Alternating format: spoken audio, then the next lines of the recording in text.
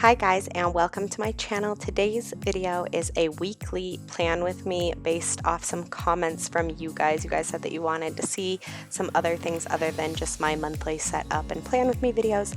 And one of the requests was for weekly plan with me videos. So here is the first one that I did after seeing those comments, and this was for week 48. So I am doing all this and kind of starting to try to make different videos because I am trying to focus more on video content for 2019 because let's face it, that's kind of where we're all headed. Most of us prefer watching videos. I know that there are still some good people out there who like to read, and so for you, yes, I'm going to keep my blog because I absolutely love writing, but I also want to include some video content. So this is week 48 in my bullet journal. I don't have a whole lot to talk about with this thread, so I'm just going to kind of give you guys the rundown in the beginning. I'm going to tell you what I used and how I set it up, and then I'm just going to let you watch with some chill music in the background. How's that? So this is a Nuna notebook. So it's Nuna by Brand Book on Instagram, I believe, and their website is nuna.com, Nunna.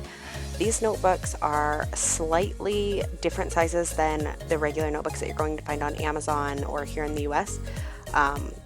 So this is similar to an A5 size, but it is a bit larger. I believe the dimensions are actually 8.5 by 6. Maybe I'm a little off there. Maybe it's 9 by 6. But it is slightly bigger, and then the dot grid inside is a 0.3 or 3 millimeter spacing, sorry.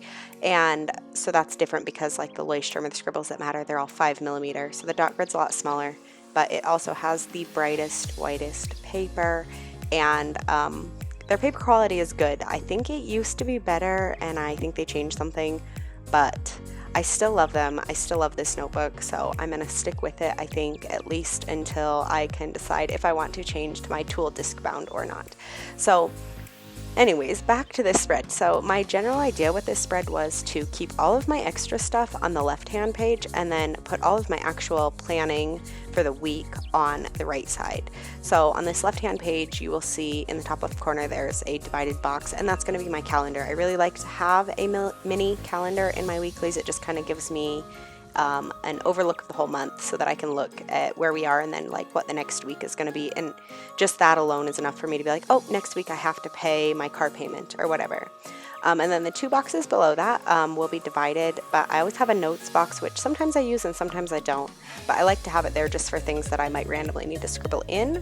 And then the box beside that is for our weekly dinner menu. I've found as a mom that it works best for me if I have a plan for the week and I can just kind of take things out of the freezer as I need them rather than figuring it out the day of. That usually results in us ordering out and spending more money than we need to on food. And then at the bottom you'll see some doodles. If you've watched a lot of my videos, you do know that I like to doodle. So these are my goals. So I broke them up into things that are important to me.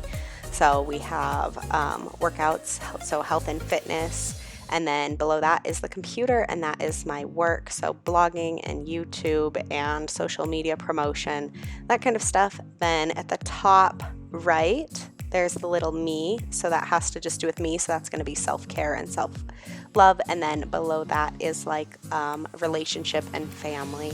So those are the things that I find that are the most important to me and that I need to also focus on the most in my daily life. So those are the things that I will set goals in, and then they're divided up so that I can kind of keep track of them.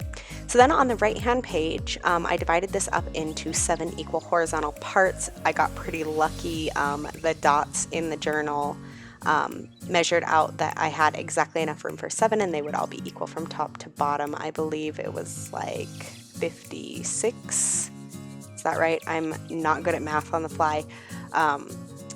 And then each one was however many, I don't know. But anyways, so yes, it divided up perfectly into 7. So I have 7 perfectly even horizontal boxes.